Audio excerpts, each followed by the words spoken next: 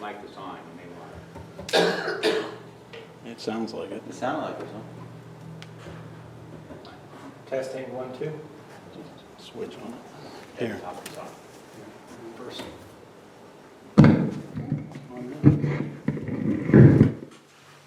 Tim, it might be better. Whoa. Take the speaker away from it. Leo, you gotta move the speaker. The microphone's lighter. There you go. Nope. Still got feedback. Because it's picking it up. Front. Doesn't need to be very loud. There's a rumor that I don't like it. Here we go.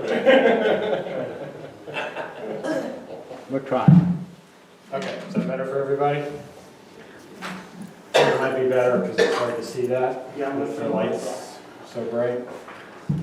For those of you that are here to see this presentation, just make sure you can see that over there because this is somewhat complicated. We have a lot of graphics to help kind of explain what the proposal is, but it's very beneficial to be able to see that as we go along. So thank you again. For the record, my name is Kevin Rattery with GL Homes. With me tonight is Larry Portnoy. For a little bit of history, what we're going to be doing tonight is proposing what we have dubbed the Agricultural Reserve Expansion, or acronymed AGRX. Don't get married to that name. It's just simply for now the nomenclature that we are using to call it.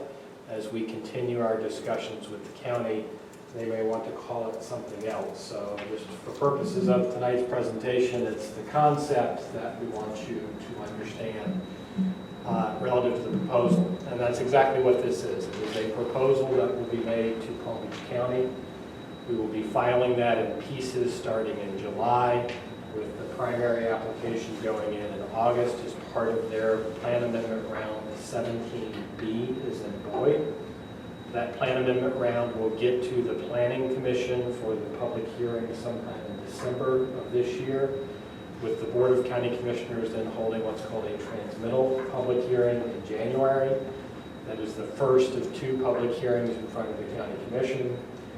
If the board approves it at transmittal, it goes up to the State Department of Economic Opportunity, DEO, for their review, which includes the Treasure Coast Regional Planning Council.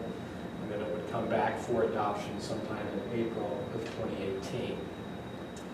So along this process, there will be numerous meetings and presentations to various and sundry groups. You are part of that litany of folks that we are trying to roll this out to understand what the proposal is. In order to understand what the proposal is, you kind of have to have a firm understanding of what is going on in an area of the county known as the Agricultural Reserve Area, because it is at a 30,000 foot level. The proposal is to take a majority of the development potential from Indian Trail Grove in terms of residential units and use them to develop properties that GL Homes owns within the Agricultural Reserve Area of the county. And our long-term goal would be to preserve all of the Indian Trail Grove's property, but to do that, we would have to acquire more property in the Agricultural Reserve Area. But to understand what this proposal is, you have to understand how the rules work in the Ag Reserve, because it's inherent and embedded into the proposal that's being made to the county. So let's just start with, well, where is the Ag Reserve? As I said, the Agricultural Reserve is kind of the southern portion of the county, what we call the southwestern portion of the county. Its southern border is Clintmore Road. Its eastern border is the Florida Turnpike. The western border is the Loxahatchee Refuge area. And the northern border is kind of jagged, but plus or minus Hypoluxo Road is a good point of reference. The Agricultural Reserve was set up by the county back under the 1980 Comprehensive Plan, and again under the 90 Comprehensive Plan. And the county set it up as an area of future study that created a master plan that would guide future development within the area. The principle of that, or the guiding principle of that master plan, was this statement: to preserve and enhance agricultural activity and environmental and water resources. And it's those key provisions of this plan that we believe our proposal matches exactly, and why we believe that this is something that the county should give serious consideration to. So let's start with some information that some of you who were here back in 89, 90, and 91 will remember, was that the voters were asked to authorize Palm Beach County to float a bond for $150 million. It was actually on the ballot. It's something that the voters were asked to vote on. And the purpose of that was for the county to acquire agricultural lands and environmentally sensitive lands in the agricultural reserve area and other areas of the county. The voters approved that. It was 73% voter approval. And what this map shows is within that agricultural reserve area, the county purchased a total of 2,530 acres. They're all labeled and listed there. The two principal pieces of that are right in the middle of the agricultural reserve area, number 2, which is known as the Bowman property, which is 898 acres, and the McMurrian property, which is right here to the west of that, which is 574 acres in size. Those were the two largest purchases of the county. Those purchases totaled $106 million of that $150 million. The remaining dollars were used to purchase properties outside of the agricultural reserve area. The county then proceeded to sell off some of the properties that they purchased with the bond to third parties. They sold them off with a deed restriction that prohibited the properties from being utilized for residential development. And those properties, the Perro property, the Solid Waste Authority, which is a transfer station located on the east side of State Road 7, and a piece of property known as Brookside, totaling 174 acres. In addition, if you remember my mentioning of the McMurrian property, the county sold an ownership interest in the McMurrian property to the South Florida Water Management District for $22 million. So at the end of the day, the net investment of the county was 2,355 acres for a net of $84 million. Now, why is that significant? Because one of the things that you hear commonly with the public is that when you talk about the agricultural reserve area, they will say Palm Beach County bought the entire agricultural reserve area with the bond dollars. That is actually factually inaccurate.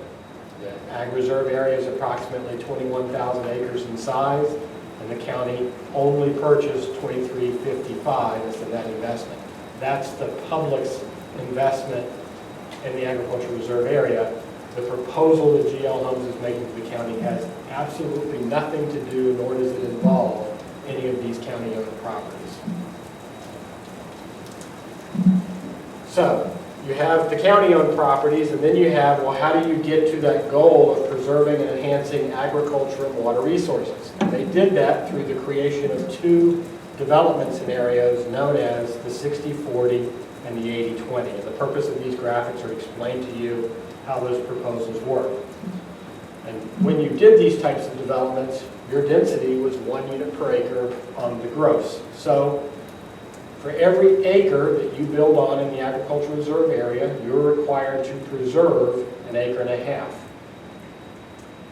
In an example of a 100-acre development parcel, that means you would need a preserve parcel of 150 acres. You're allowed 1 unit per acre on the gross, which is 250 acres. So the preserve parcel would have 150 units, and the development parcel would have 100 units. And the beauty of this program is that the unit is then transferred from the preserve parcel to the development parcel, so all 250 units are built on the development parcel, and you have 150 acres of land which is set aside as preservation, which is a part of the development, but it is preserved as part of the development. Under the 80-20 rule, it's 1 acre of development for every 3 acres of preservation. It's really a 75-25. They call it an 80-20, but it's a 75-25 in terms of how the preservation and development are set up. So again, using an example of a 100-acre development, you would need 300 acres of preserve, 1 acre for every unit, 300 units on the preserve, 100 units on the development. But the 300 units from the preserve get transferred to the development parcel, and now you're building 400 units on that 100-unit development parcel. Why is this relevant? Well, the next series of maps I'm going to show you is to why it's relevant in the context of meeting that goal and objective of the county. This is a snapshot of the agricultural reserve today. The orange are the projects that have been developed or are already approved for development. So those are those 40% and 20% development projects that were the previous examples. And that constitutes 6488 of the total 21,000 acres in the ag reserve. The preserve and the government-owned land is 11,753, so that includes all of the preservation land that the development set up, that 60% and the 80% respectively. The lands that are owned by Palm Beach County, the lands that are owned by the Water Management District, and the lands that are owned by the federal government. Which leaves us with the blue. And the blue is what we call available land. Those are the properties that have not been made part of a 60-40 or an 80-20, either as development or preserve. Those are properties which are underutilized and have the potential to be part of those developments. Included within the development are things like hospital, cemeteries, things that the use is kind of already set on the property. But in the blue, you have a lot of landscape nurseries and other types of businesses that have, as of yet, not participated as part of a 60-40 or an 80-20. And that comes to 20,639. There's a lot of discussion going on about, well, how big is the ag reserve? The county has it at 22,000 acres. We have it at 20,639. The difference between those two numbers is just simply rights of way for Boynton Beach Boulevard, State Road 7, Atlantic Avenue, the canals, etc. But we did it by the property appraiser's data as to the acreage of the property. This is GL Homes' footprint in the ag reserve, and we did this just to show you how the 60-40 and the 80-20 development programs resulted in significant amount of property being preserved in the agricultural reserve area. Our development footprint with our projects is 3569. We have preserved with those developments over 5,500 acres of land. So I take you back to one of the earlier graphics where the county spent a net $84 million for approximately 2,300 acres of land. Here's 5,500 acres of land that's been preserved without a single penny of public investment. That's done through private sector development versus bond money dollars. So our footprint is a total of 9,072 acres of that total. So let's move up to the Indian Trail Groves property. I don't think I need to tell everybody where it is, but just for purposes, you've got Seminole Pratt Whitney Road, North Lake Boulevard, Southern Boulevard, you've got the city of Westlake, you've got the Avenir project, Lion Country Safari, Arden, you have the Iota Carroll property, and then you have the GL Homes Indian Trail Groves property, 4,872 acres in size. This is a blow-up of that property. This would be the Iota Carroll, two sections of land here, and then this is the western edge of that westland. Back in September of last year, the Board of County Commissioners approved the land use plan amendment, allowing for this property to be developed at 3,897 total units. One of the things that are common misperception or misunderstanding about the Indian Trail Grove property is that it's just fallow land, and that's actually very inaccurate. We bought the property many years ago. It was a decaying, dying citrus grove. We have spent years and years and years and millions of dollars converting that property from that citrus grove to row crop. And this is to show you that 100% of the leasable property of that site is under lease with active farming operations. Hunley Farms grows 1,250 acres of green beans, corn, and sugar cane. Lady Moon, 450 acres of organic tomatoes. Wahea, Larry, you're going to be going to Hawaii soon. You can tell me what the pronunciation is when you get back. But 595 acres of Chinese vegetables.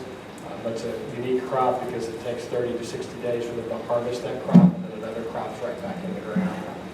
6 L's, which is the majority of the property, 2,240 acres growing tomatoes and green beans. 6 L's is one of the largest tomato operators on the east coast of the United States. all of the property is presently used for row crop production. Take you back to the guiding principle of the Agricultural Reserve Master Plan: promote and protect agricultural lands. So what's our proposal? What are we trying to do? We are trying to further those objectives of that Ag Reserve Master Plan to preserve and enhance agricultural activity and environmental and water resources. How do we do that? Well, let's take into account the existing Ag Reserve, again, 20,639 acres. Indian Trail Groves is 4,872. Basically, we're trying to create a larger agricultural reserve area of 25,511 acres. Now, this is where it gets really complicated and confusing, so just bear with me for a second. But if you remember, in the agricultural reserve area, it was 1 unit per acre density on both the development and the preserve transferred to the development parcel. The density approved on the Indian Trail Grove property is 0.8 units per acre. So in order to set up the proper calculation for 60/40 and 80/20, we have to factor in a 25% surcharge or additional amount of property. Why is that? Because a preserve acre in the Ag Reserve, 1 acre equals 1 unit. But a preserve acre from the Indian Trail Grove property is 1.25 acres per unit. That's that 0.8 units per acre. So what we're trying to do here is set it up with the same density potential so that at the end of the day, it's the same 3897 that is currently approved on the Indian Trail Grove property being developed in the agricultural reserve area and/or portions of the Indian Trail Grove property.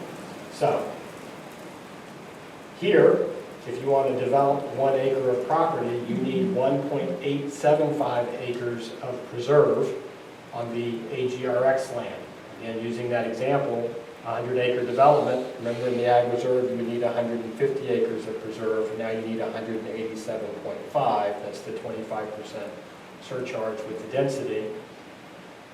So you have 100 units on the development, 1.25 acres of preserve equals 1 unit, so for 187 acres of preserve you only get 150 units, the 0.8 units per acre. The units transferred from preserve to the development, so you get 250 units. So remember in the earlier example, you had a 250-acre development, 100-acre development, 150-acre preserve equals 250 units. Now you have a 100-acre development, 187 acres. So the difference of the acreage is the extra preserve required. So this proposal results in more property being preserved than under the agricultural reserve rules. That same scenario under an 80/20, 1 acre of development requires 3.75 acres of preservation. Why? Because the 25% surcharge. So in that example, for 100 acres, you would need 375 acres of preserve, not 300. The development parcel is 1 unit per acre. The preserve parcel is 1.25 acres per unit. That would result in 300 units. That 300 units gets transferred from the preserve parcel to the development parcel, 400 units. And again, it's the difference of 300 acres of preservation versus 375 acres of preservation under this proposal. This matrix is really just the math of how this works. If you build on 1 acre in the Ag Reserve, as I said earlier, you need 1.5 acres of preservation. In the AGRX Indian Trail Grove property, you would need 1.875. If you were to build on a preserve acre, you would need 2.5 acres. The reason for that is you have to unpreserve it first, preserve for that unpreservation, and then preserve for the new development.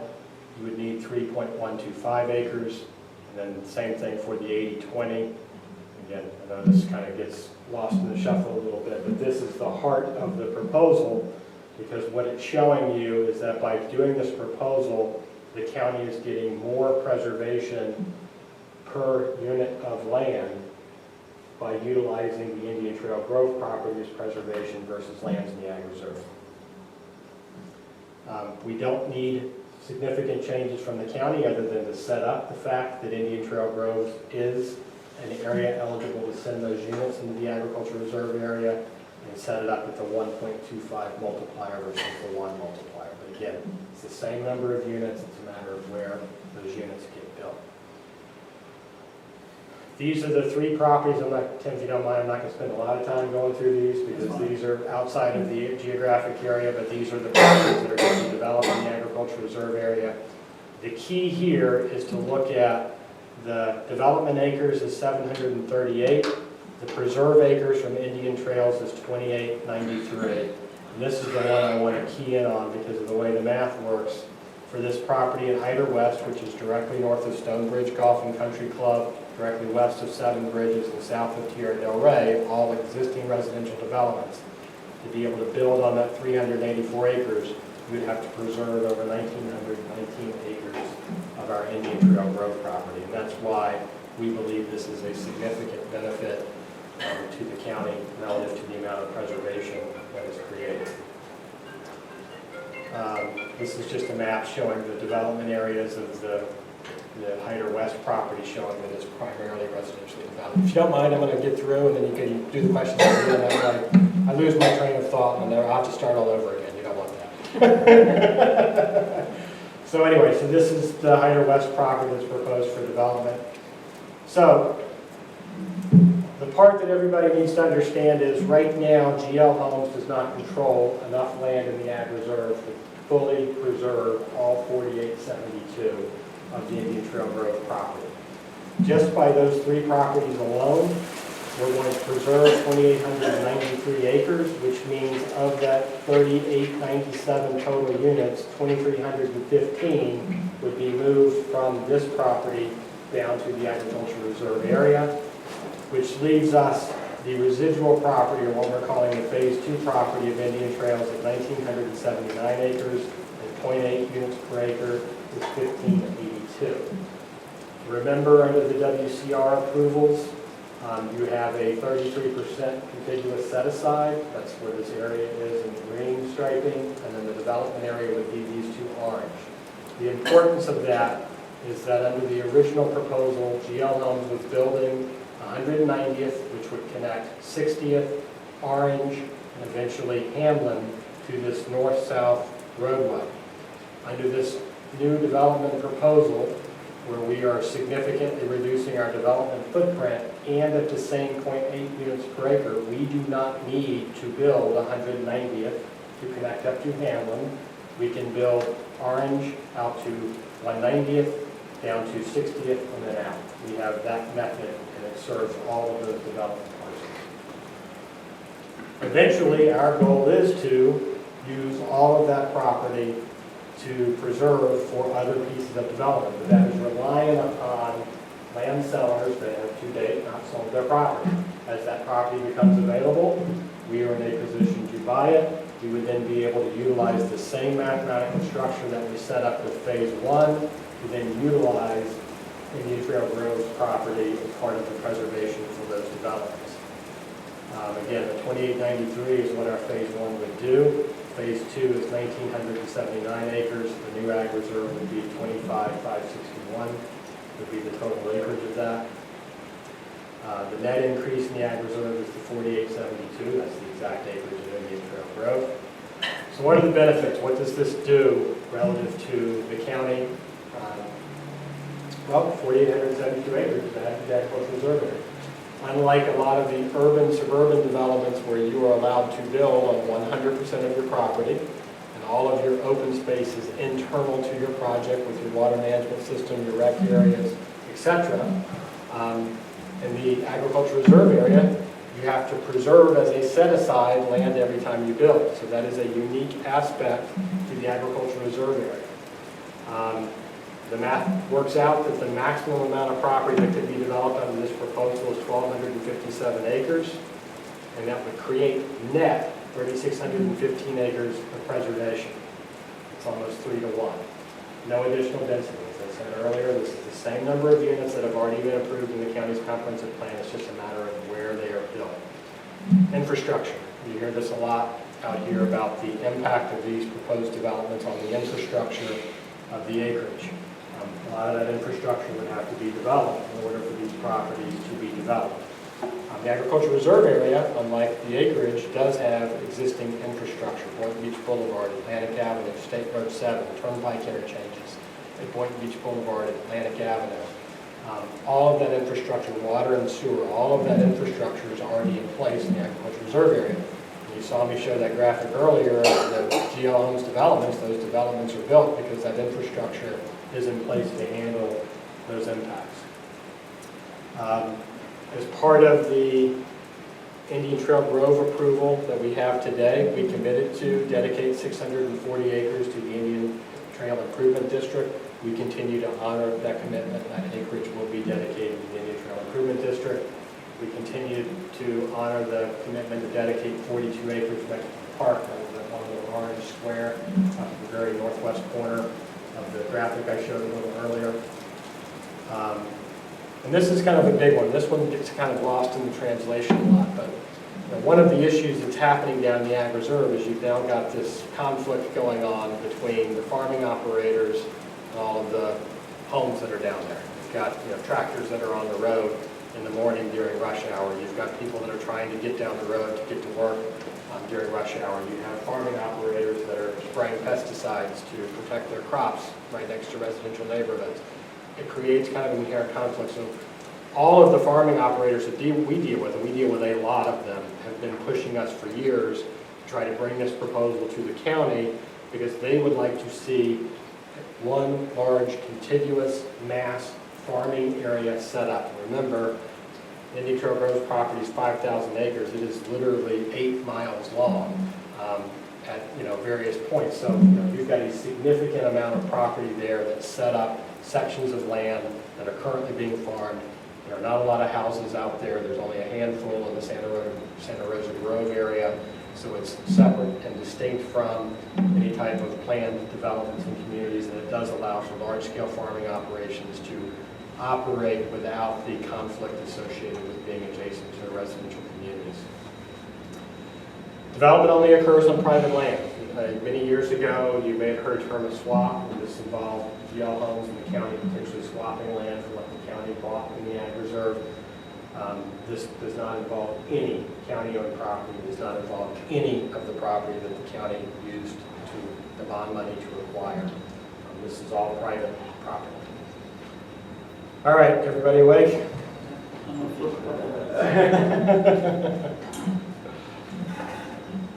I realize that's a very complex thing to understand. Tim's seen it 3 times. I'm going to give him a quiz before I leave tonight to see if he can got it. But the whole concept here at a 30,000-foot level is preserving the Indian Trail Grove property, using those units to develop in an area where infrastructure is in place. Okay, any questions? Yes, ma'am. Yeah. My concern was the amount of density. You have the density, and it sounds really good about the contiguous land. Is that a requirement, or is that just something that you've decided to do? The 3897 is what's presently approved on the Indian Trail Grove property today. Okay, so we have the right to build the 3897. The proposal is still 3897. It's just Because where I've the seen units it are other built. places in Broward, that was initially what they wanted to do, but what you ended up with maybe an acre of preserve. And then, of course, that's the other question, the density. When you switch the units to the development portion, that 60 or that 80-20 portion, the density increases. So while you have that initially, over time, because of the initial traffic and because of that density, over time, the question that was agricultural now may not be. And once you have a large amount of traffic, you have all of this pressure on this particular footprint of a high-density development. It could be out in the middle of nowhere, but like you say, then you have traffic, you have roads, you have other needs, the demand on water. And that actually is the heart of the proposal, because those units are being transferred to a portion of the county where infrastructure is in place. If I were to pull that graphic up of where GL's developments were, the pieces we were developing were right next to those developments. So we were putting development next to development. And the preservation for those is the Indian Trail Grove property, which is, instead of building the units there, we're transferring them down to an area where it's more conducive to those units being built. I hope I Thanks answered for that question. clarifying. Any other questions? Yes, sir. Got approved, I'm not sure what total square footage it was of commercial in that area also. Are you keeping that commercial zoning density in your future development area parcel, or does that end up just being where you mapped it out previously and then you sliced off the reserve? And the 640 that you had promised to Indian Trail, kind of showing that as being the preserve area, where we had kind of intended it or thought it was going to be a water retention possibly or something like that, where now you're, I guess, leasing it to someone to farm or something like that. So you're not going to actually end up with that much farming because there is that square mile of western land there that would end up being wetlands area, I guess. So my first question is, commercial, you're keeping that same amount, and then the residential also in this kind of convoluted land swap density. How much of a density do you actually going to be building down there in the agri? I got a lot of questions. Okay, so let's address the first part. With the approval of the 3897, when I say 3897, I mean the units on the Indian Trail Grove property, there was also 3 commercial pods, for lack of 3 commercial nodes, 3 commercial areas within that project. They totaled 300,000 square feet of retail and 50,000 square feet of office. And the intent of those commercial approvals were to provide commercial neighborhood services to the residents, the 3897. We were not trying to compete with nor be commensurate with the amount and intensity of Westlake.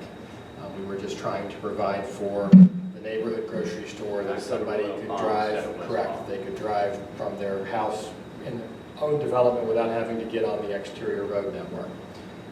In the phase proposal with the 1,900 acres of WCR and the 1,500 units, it would be a proportional reduction of that commercial to be commensurate with the same number of units. So it would be on a per unit basis the same amount of commercial, but obviously it reduces considerably. And I think it goes from 300,000 of retail down to 127,000 of retail mathematically. Are you able to transfer that to? No, we are not proposing to transfer the non-residential because in the agricultural reserve area there, there's a commercial. There's 2 large-scale commercial shopping centers built there known as traditional marketplace developments. They are the Canyon Town Center and the Delray Marketplace, if you've ever been down there. And then over time, other property owners have come in and requested commercial along Point Beach Boulevard and Atlantic Avenue and State Road 7. So we didn't want to get involved with adding more commercial to the area. Starbucks, Right. opposite corners. So that was that. Now for the 640 acres. The uses allowed as a preservation area include agricultural row crop, water resources, water management. So it was always the intent that that 640 acres go to the Indian Trail Improvement District, that it would be utilized by the district to create water storage so that in the event of a rain event, when the impoundment area filled and that water had nowhere to go, the canals raised. And the canals raised to a point, the roads flood, the roads raised to a point, the lots start to flood. The impoundment area can only discharge so much water per day under the permit. So the idea of the 640 was that it would be basically an additional storage area, so when the impoundment area filled, that 640 acres became storage for that water over and above what the canals and the roadways were providing. The way we had structured that dedication to the district was that we would put the deed in escrow. That deed would remain in escrow until the district came up with the funds to build the impoundment area, and then the deed would go over to the district. The district would then be permitted to utilize that property. They own it.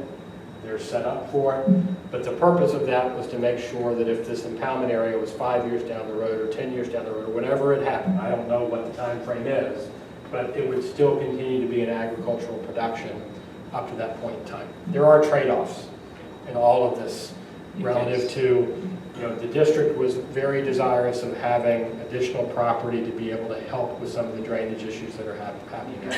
We need kind of storage also. I just was also kind of a little concerned where toxic green algae going out the St. Lucie Canal. They're talking about trying to discharge it south, also whether they try and discharge it into Morris and the western edge of GL as a way of stopping it from going straight out. You know, in some places a filtering marsh, same as what they're doing further south. I'm going to call that above my pay grade. And what I'm going to say at the end of the day is there are a lot of engineers, Jay Foy being one of them, that have made a life of dealing with those particular issues, and I'm going to let the folks that are more than qualified to deal with those issues appropriately. What we're doing is setting up the land availability and a significant 640 acres, significant amount of land for the district to be in a position to be able to provide that additional service. Did I get them, both of them? I think so. Okay, good. Any other questions? I have a question. Yes, sir. If everybody else is, so far, and I'm going to round some numbers off, my understanding is that you've built, and we're going to talk about the ag area now, you've built on about a little over 3,500 acres. But you've also set aside a little over 5,500 acres that can never be built on as far as we're concerned, because they would have to, like you're doing, moving some land around and different things. So at your own expense, the GL Homes expense, you've preserved 5,500 acres, and you've built on about 3,600. Now you're saying that in order to preserve another 2,893, so we'll round it to 2,900, you're going to preserve slightly, you're going to build on slightly over 700 acres. So in essence, you're going to give the county another 2,100 acres that they would, I mean, they'll get 2,800, but they're going to net 2,100 acres, 2,200 acres out of that. And that's also going to be a GL Homes expense because you've already bought the property out there. And now it would become ag reserve also.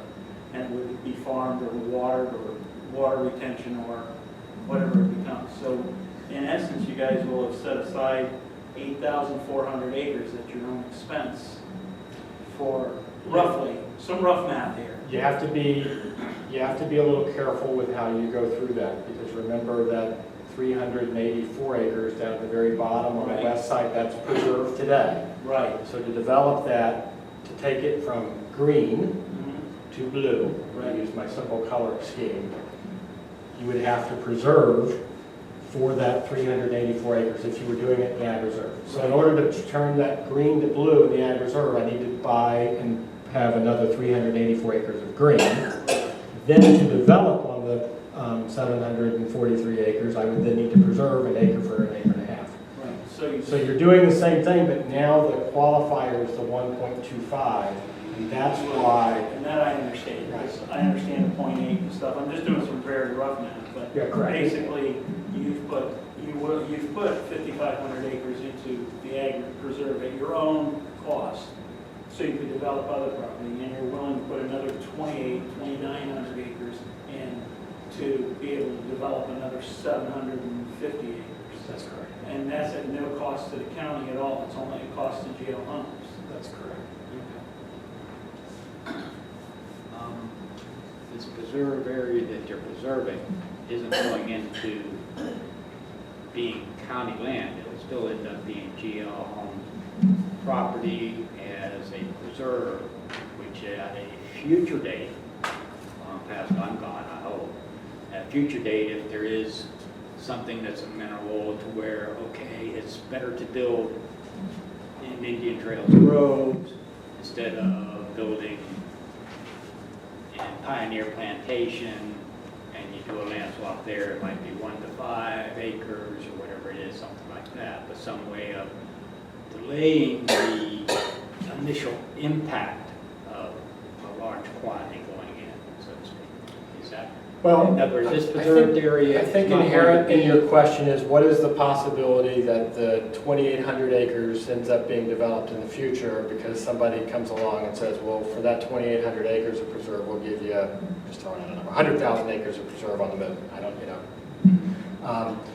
and it's there's a lot of discussion at the ITID board meeting the other night about this topic, so let me just approach it to you this way. There are ways that we can set up a mechanism to give Indian Trail Improvement District I'm going to call it a veto authority over a proposal like that. What GL Homes is not willing to do is to give that easement a third-party beneficiary. And I'm going to use you as the example tonight. So let me just use you as the example. What I mean by that is right now there's a conservation easement that's recorded against the property. It's in favor of Palm Beach County.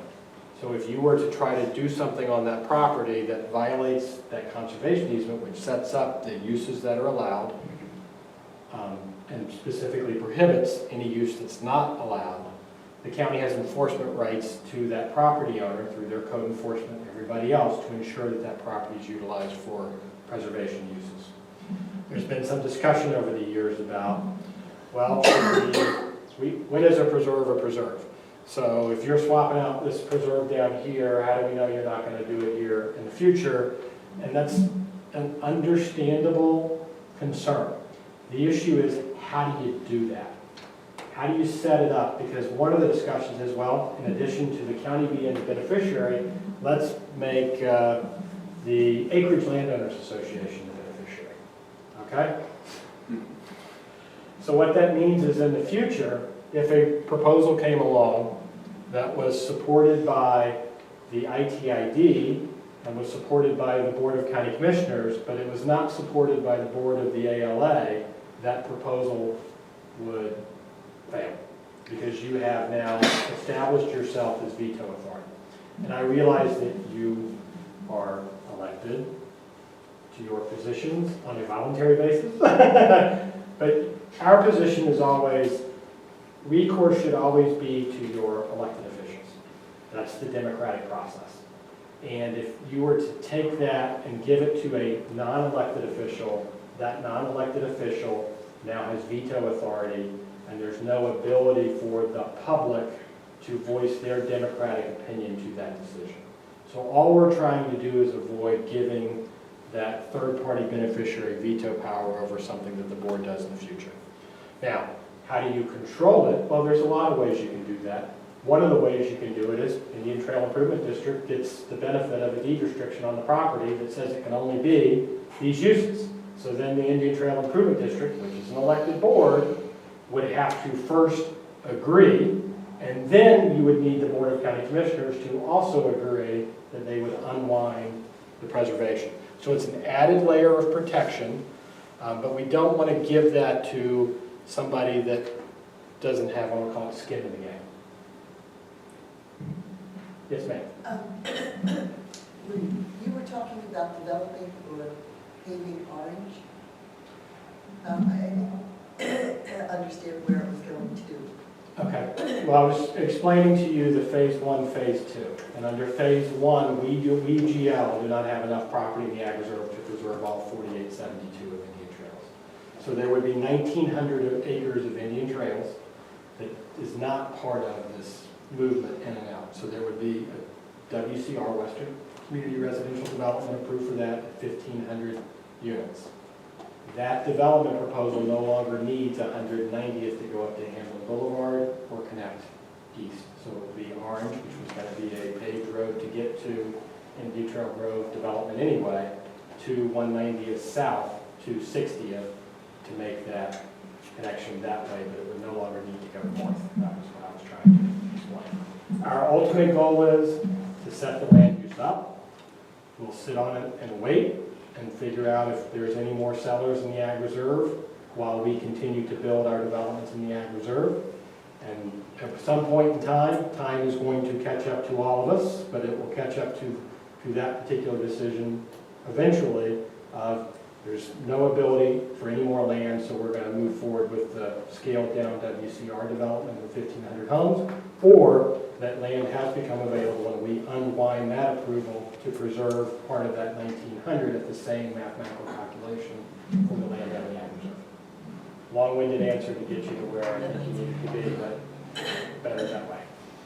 How long do you see, if you get the approval to unwind for the 2,800 acres or so, how long do you see that being in development down there, on average? So that I know how long Yeah, it would be a minimum of 5 years, probably closer to 10 years, total time that we would be developing those communities down there. A lot of that is a function of other pieces of property that we already own, how fast do they sell, those type of things. It gets into a lot of business transaction, but it would be at least, I would be willing to speculate, at least a 5-year minimum, probably closer to 10 years. And during that time, you'd be looking to see what you can pick up down there to turn the rest of this in. Correct. Is there any other questions? Yes, sir. How much you gonna save from prop share, proportional share of infrastructure? Well, we're looking at that now. We've got the traffic engineers looking at it, but remember, we're gonna have prop share down there. So, what we save up here, who knows what it'll be down there, but the infrastructure's a little better down there, so hopefully it's not as much, but at the end of the day, we have to do that in-house. We're not, and this is a part that gets kind of lost in the show, we're not asking for the county to waive any of their requirements for how you approve a zoning project. So that, transportation impact analysis, the TIS is its acronym, has to be submitted for every one of those projects. We have to do proportionate share for every one of those projects. If we have on-site improvements or turn lanes, we have to do those commensurate with those projects. So it's not waiving any of those standards, it's just simply a matter of whether we're doing the analysis here, which we all kind of know what the numbers are for that, as compared to the analysis down there. Is there any other questions? Somebody else gotta have a question. Have you talked to any of the property owners down there to try to prearrange something so that when they did get ready to sell, you already have your foot in the door? Well, I would say that Mr. Portnoy does a very good job of making sure all landowners down in the Ag Reserve know that his phone is always available to them. So if they wanted to sell, they can pick up the phone. It's ringing right now. We have a very strong relationship with most of the landowners in that area. Most of them, the largest one, which is the Whitworth property, as you hear it commonly referred to, they know that we're an active buyer, but right now they're in the farming business and they want to continue in the farming business for the foreseeable future. When they decide to sell, will be one of the first calls, if not the first call that they make.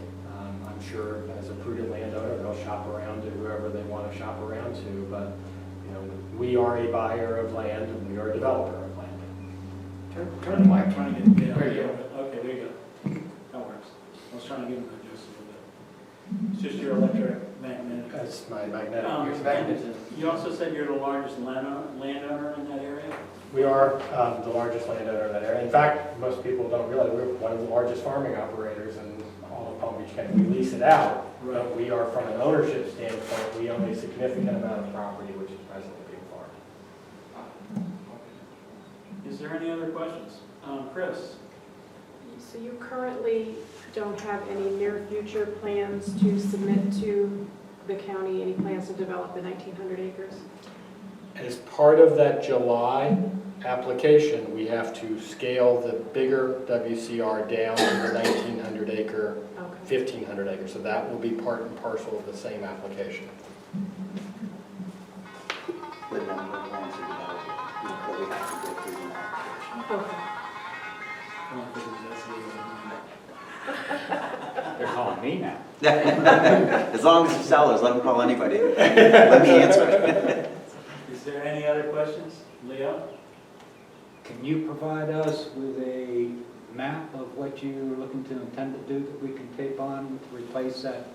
Yes, we're in the process of creating that map. So once it's created and we're comfortable with the way we've laid it out, we're literally about a week away. And then we're going to sit down with the county first because they're, part and parcel of that amended project. But you guys have to take Iota Carroll off the map. That was the second part of my question. Speaking Any of- idea what they intend to do? Yes. I don't want to speak on behalf of Iota Carroll. I don't know what. Any suggestion for them to do? I'm gonna leave that 400-pound grenade alone. Very good.